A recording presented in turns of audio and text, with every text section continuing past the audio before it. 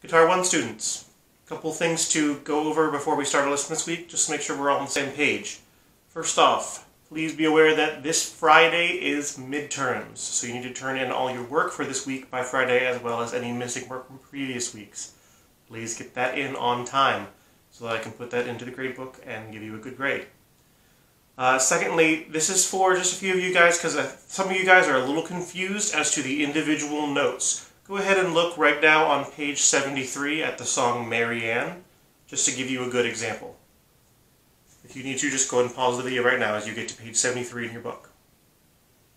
Now, when you're looking at a song like Mary Ann, you have the individual notes that you're playing, and you also have, you see the chords above the measures. You have C in the first measure, G7 in the third measure, C on the second line, and so on and so forth.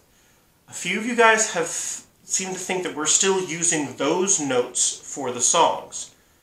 That was in the first half of the book when we focused on chords. You did use those. But now that we're in the second half of the book, we're looking at individual notes, and you can completely ignore the chords. Do not look at those letter names. You're looking at the notes themselves and saying, oh, it's on that line or that space, and that means that I'm going to be playing this note because it's on this line or this space. You do not use those chord names above the lines anymore, okay?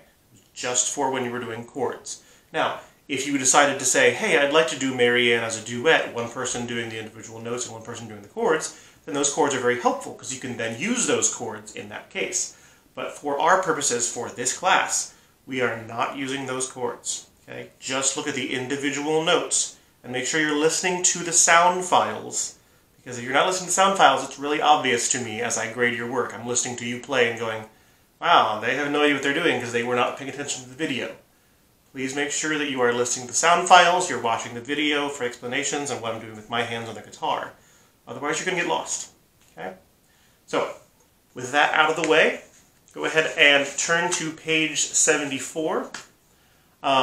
On page 74, we talk about the notes on the third string. You need to make sure that you also are all aware in Guitar 1 that next Monday, that is going to be after the midterm, next Monday there's going to be a quiz over not only the notes we've already gone over, but also the notes we're going to learn today. And all the notes that are going to be on that quiz are on the bottom of page 74, right under the word review. All the notes we're going to be going over are right there at the bottom, page 74. All you need to do to review is just look at that bottom of the page, and you'll be good to go. So, without further ado, let's get into it. On page 74, notes on the third string. So, looking at page 74, we have the first note, which is the open third string, G. So, already we've covered the high G, which is the third string on the first string. Then F, first fret, then E, then D, third fret of the second string, then C, first fret, and B, the open second string. Okay, so we've covered those 6 notes so far. Today we're going to be looking at G, the open third string, which is right here. Okay. You are just playing the third string open. Sounds like that. And this is a change from what we've already done. And this is the other note we're going to learn today, which is A, the second fret of the third string. Not the first or the third fret, the second fret. Okay, so you're going to put, and I highly recommend you use your middle finger for this. It's going to be easier for you. Right here on the second fret of the third string. Okay, so the 2 notes we're going over today, and they're going to be on that quiz for next Monday, are G, middle G, and A, second fret, both on the third string. Okay? So all together we have G, A, B, C, D, E, F, and G. Okay? So, those are all the notes that are going to be on that quiz next Monday. Please make sure that you are looking over at the bottom of page 74 going, okay, it's that part, that fret on that string is D, and that fret on that string is F. So you're aware. Also make sure that you're looking at the notes themselves on the line. Okay, the lines and spaces right here.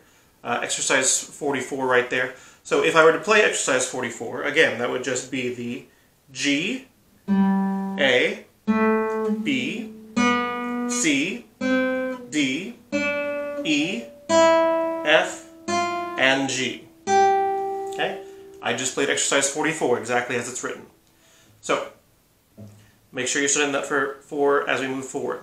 Now, going ahead and looking at page 75, we have the two songs that are your options for this week's playing test, Jingle Bells and Peaceful Feeling. Now, personally, I recommend Jingle Bells just because you already know Jingle Bells. It's fun to play a song you already know. But if you're looking for a bit of a more a challenge for yourself, definitely look at Peaceful Feeling, because it definitely can be a challenge for you if you're not ready for it. So, there's not going to be a sound file for Jingle Bells on Schoology this week. Obviously, you know what Jingle Bells sounds like. But it is important that you are paying attention to the new concepts we also cover with these two songs. First and second endings, and Da capo al fine. Okay? Now, let's go ahead and look at Jingle Bells first, talk about first and second endings. So, as it says in the book, first and second endings are another way of directing the player to repeat a section of music.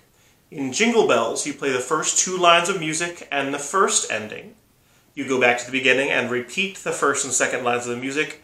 You skip the first ending and play the second ending. Now, Jingle Bells is a great example of this because you already know the song, so you know exactly what it sounds like, so you know if you're looking at the music and you do it wrong, you're like, oh, that sounded wrong. I shouldn't do it like that. So, just as it says, you start at measure 1, the very beginning of the song, you play through the first two lines. You play measures 1 through 8, then 9 and 10, go back to the beginning, you go 1 through 8 again, those first two lines, but then you skip measures 9 and 10, those are the first ending. You skip measures 9 and 10, you go straight to 11 and 12. And you should recognize, hey, that's what Jingle Bells is supposed to sound like, okay?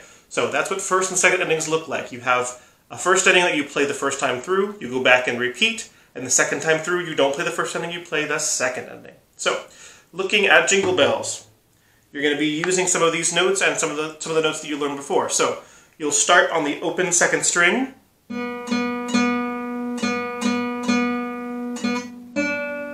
and then once you've gotten through to that note, then you're going to go down to our new note, the G, on the third string, and then the A on the third string.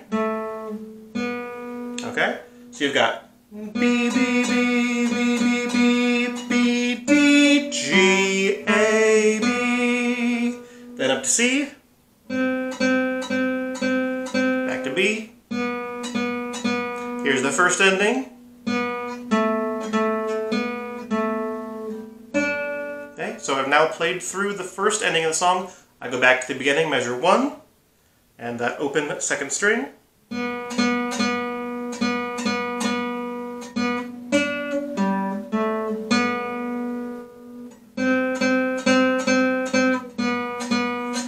And here comes the second ending. You skip measures 9 and 10, and you go to measure 11.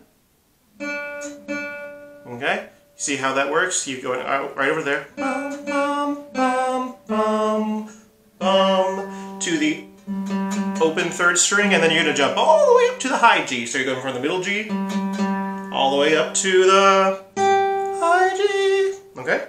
So you're going. Try again. Okay? So that's Jingle Bells. Again, if you're going for the fun one, the one that you already know, definitely do Jingle Bells. It's a lot of fun. But if you're looking for a bit more of a difficult time for yourself, go ahead and look at the bottom of page 75 where we have Peaceful Feeling. Now, everyone, please make sure you are paying attention though, because we will come back to DC al fine at another time. Da capo al fine, in the middle of page 75. Go ahead and read along with me. Da capo, or DC, means from the beginning. It directs the player to go back to the beginning of the music. DC al fine directs the player to return to the beginning of the music and to play to the place marked fine. Looks like fine. Fine, which means end. In Peaceful Feeling, here's what you do, and this is a little bit confusing if you're not ready for it. In Peaceful Feeling, play the first and second lines of music, and then repeat them at the repeat sign. Then after you've played it through twice, you continue on and play the third and fourth lines of the music. At the end of the song, you see it says DC al fine. So, After you played through the whole song, then you go back to the beginning of the song, you play the first and second lines of the music again, and you end at the fine. So, again, Peaceful Feeling is a little confusing. You play the first 2 lines of the music twice, you play the third and fourth lines of the music once, and then you play the first and second lines once more, and you're done. Now, again, that will be on Schoology as well. Track 66, Peaceful Feeling, will be on Schoology for you to listen to and to get a good feeling for it. But Peaceful Feeling is a bit more of a challenge because you don't know the song already, and because there's just a lot more of a range of notes. In Jingle Bells, you basically are only using the second and third strings for most of the song, right up until the very end. In Peaceful Feeling, you're using everything. So it's a lot more of a workout for yourself, but it's a nice challenge if you would like to push yourself further than saying, oh, I can play the song I know.